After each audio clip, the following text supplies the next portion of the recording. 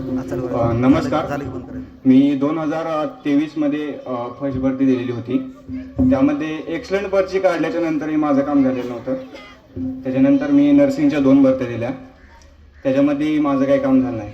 यावेळेस final nursing Indian army GDलाही फायनलला होतो, त्यावेळेसही काही काम झालं नाही. पण ह्यावेळेस जेव्हा 2024 इंडियन आर्मीचे 2 रिझल्ट लागले, एक वेटिंग आणि इंडियन आर्मीमध्ये सिलेक्शन झालं. त्याच्यामागचा एक माझा प्रवास खूप खडतर आहे. मला एकतर घरनं सपोर्ट वडिलांचा, आईचा, माझ्या मामाचा पूर्णपणे होता. तसेच मी आमचे सर वाघमोडे सर किंवा साबळे सर यांच्या मार्गदर्शनाने मी करत राहिलो. मी सर्वप्रथम अभ्यास आमचे वाघमोडे सर यांच्याकडे गेला.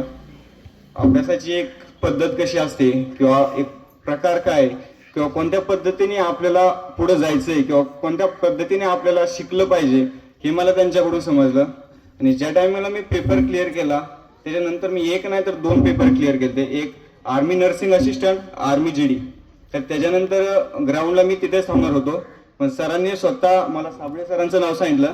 तेव्हा मी टायगर अकॅडमी आष्टी येथे गेलो.